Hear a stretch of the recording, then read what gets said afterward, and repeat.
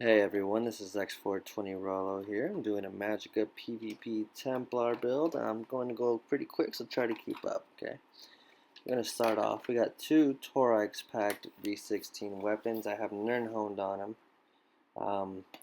You guys can either use Magnus or Thorax packed. I use Thorax packed for the extra spell damage. I have two pieces of Molekina.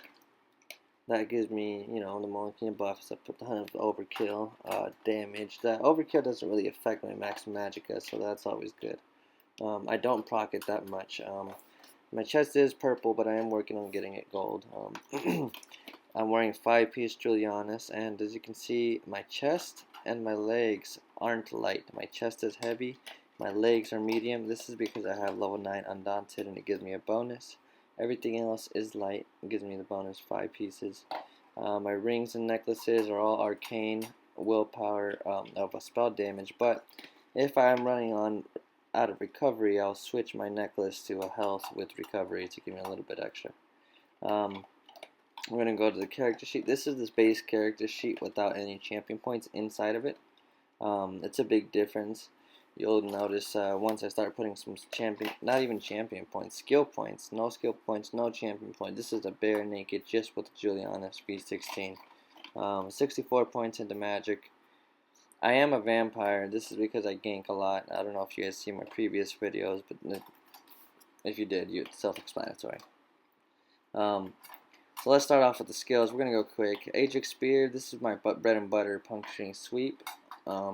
I put it on R1 because I can actually rotate my screen and my guy at the same time by holding both sticks while I'm pressing R1. This is the bread and butter DPS.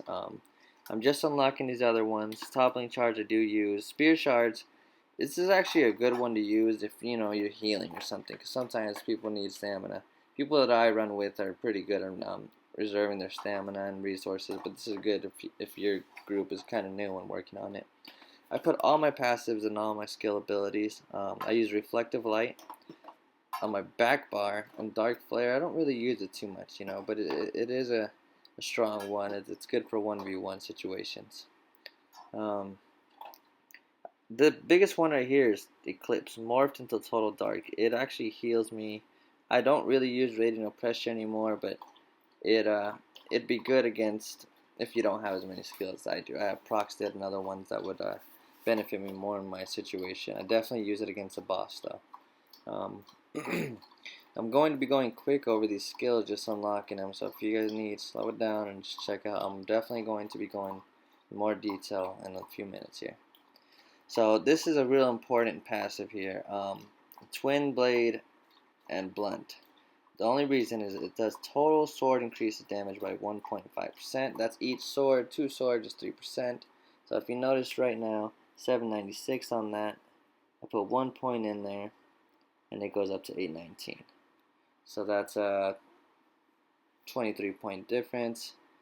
Another point, 819 to 2035, and that's another 14 points. So it's a slight difference, but nonetheless, it's a good passive to have. I put all my restoration passives in because I use it on my back bar. The reason I use a restoration, not a destruction staff, is it automatically kind of connects if you're aiming in the right direction. So it's really important when you want to recover your magic. That's what your main thing is. You're going to notice that I'm going to put a bunch of passives into heavy and medium coming up here. First off, Harness Magicka right here. This is great against magic, and it also gives you back magic, so that's a good one. I put all my passives in the light armor, but talking about those heavy and medium armor passives, the reason I do this is because I have my Undaunted to level 9, so it really only benefits me to get all these little points. You're going to notice all these little passives that you can get for this, and this is just from getting one piece of each of these armors. I don't want to get any more medium, any more heavy, but if I have it on, you better take the passives for it. So all these little things help you out with more resistance and all that. Surviving, the medium ones helps you with sneaking, There's different bonuses and advantages to different passives, and you want to maximize your advantages that you're going to get from these passives. So, heavy armor, I don't put it into all of them. the ones you don't want to put in, the ones that require set. So I have my Legerdman up to 11. It helps me out with sneaking by 30%, and I do this because I go to Knarthus Roost to go level that up. And I do White Gold Tower, so I need a Force Break Locks. I don't put anything there. I am a vampire, so this is my main attack, Clouding Swarm. People ask me, how do you use Clouding Swarm? Or, how do you do so much damage with it? You can use other abilities while you're in Clouding Swarm. The trick is that you have to use Clouding, not another Devouring or regular Bat Swarm, because you go invisible.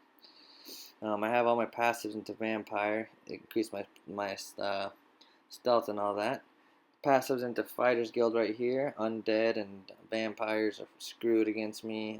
Daedros, more damage. This skill tracker turns it into werewolves now taking more damage, which is key because the werewolves are tanky. Ice Comet on my back bar.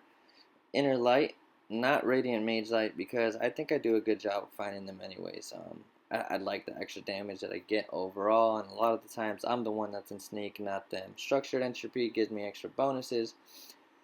This is a huge tree right here, the Mage Guild tree, because the Mage Guild tree gives you bonuses in Mage. Max Magic, Max Recovery. I mean, this is humongous on the bonuses that you'll get, and that's by slotting these on. So the reason that I rock Structured Entropy on my bar is because it gives me an extra bonus. Otherwise, I'd rock it on my back bar.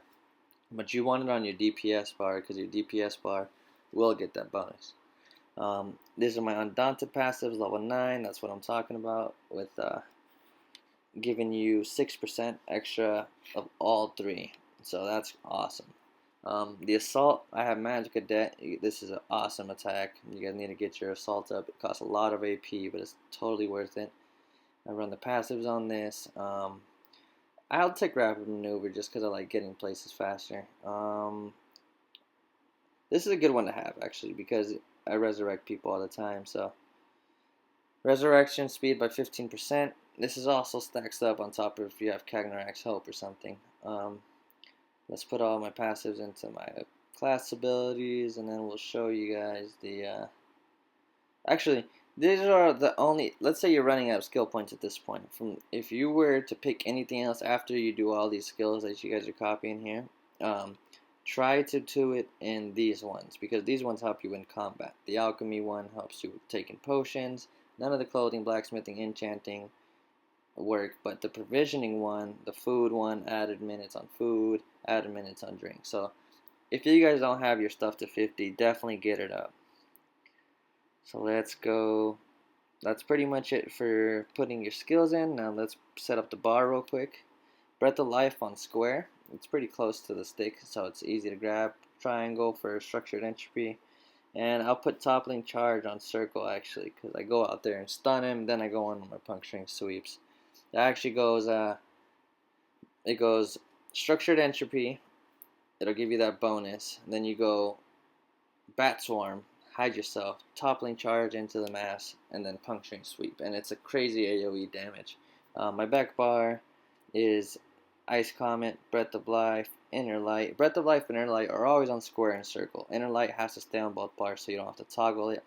R1, I'd put the Magicka Detonation. If you don't have it, this is a good spot to put Radiant Oppression, because Radiant Oppression is a nice burn to have. I don't use it because I just rely on myself to do good burn anyways. I use Aurora Javelin on circle to stun him, and then Total Dark, this is the main one right here. Sword Killer. It'll reflect any single target spells, and it also heals me. And if they were to shield break it, it still does damage. So whenever I'm in this one-on-2 situations or one-on-one with the Sork, I'd bubble them. It pretty much incapacitates them for a little bit. So we're gonna pretty much end it up on there. I'm gonna eat up some food here. I am going to show you guys a quick little theoretical what I'm talking about. I'm showing you guys my skills here. I want you guys to see the difference on, this is just with skill points, not my champion points, and it is a huge difference having champion points. Now we're going to go there.